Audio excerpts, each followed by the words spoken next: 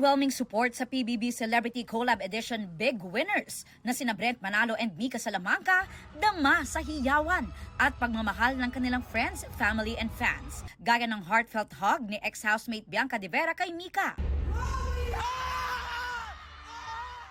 Proud din ang content creator na si Benedict Cua sa best friend niyang si Mika. Si Magandang Gabi PBB host Gabby Garcia may congratulatory message din for Brecca. Hirit ng netizens, big winner din daw si Shuvi sa kanyang photo with her OG and in real life TDH or tall, dark and handsome na sina Donnie Pangilinan and Anthony Constantino.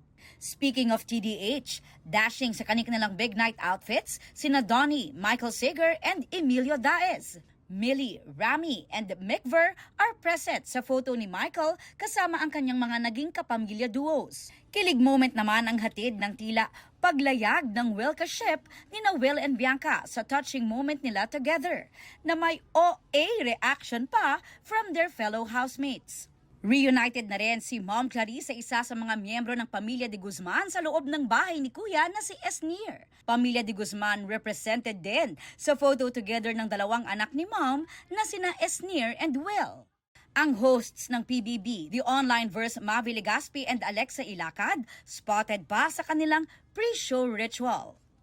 The big night just got bigger sa mga pasabog performance ng ex-Kapuso house guests, Michelle D and Bianca Umali. Pero bago yan, may pa-warm up na kasama ang ilan sa housemates. Present din si Michelle sa after party kasama ang housemates. Finally, reunited din ang nabuong Destiny's Child trio nila MMD, Clarice and Esnir at bonus dahil kasama pa nila si Charlie. Pero wait, what in the multiverse is this? With the Blondina Slayers na sina Michelle, Mom and Meme Vice. After the big night, big stage naman sa All Out Sundays ang binisita ng Big Four, kasama sina Kapuso housemates Michael, Vince, and Josh. Humarap sila sa bagong challenge sa Outside World, ang Barkada Oke Challenge. Adjusting pa rin daw sa Outside World ang housemates. Ang Brecca, halos wala pang tulog na overwhelmed pa rin sa kanilang pagkapanalo at sa nangyari from the big night. Nag-iimpake pa po kami sa loob ng bahay. Ngayon, nandito na kami sa AOS, nagpe-perform. Kaya hopefully tomorrow, mas ma-process na ng maayos po.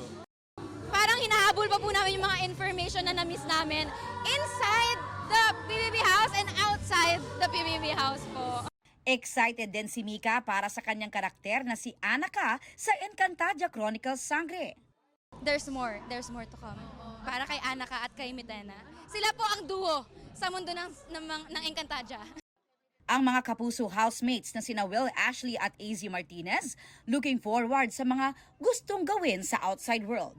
Ang dami ko pang cravings na hindi ko pa nakakain. Pero yung chikahan namin ng pamilya ko kulang pa.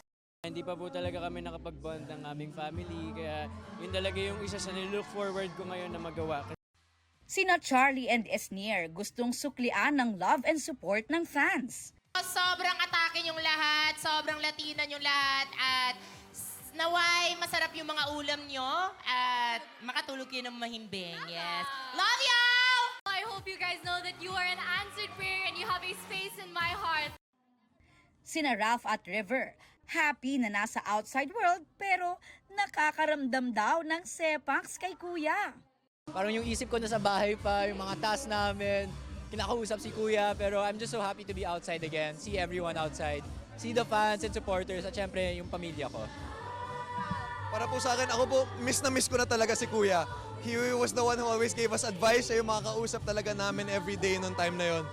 Aubrey Carampel, updated showbiz happenings.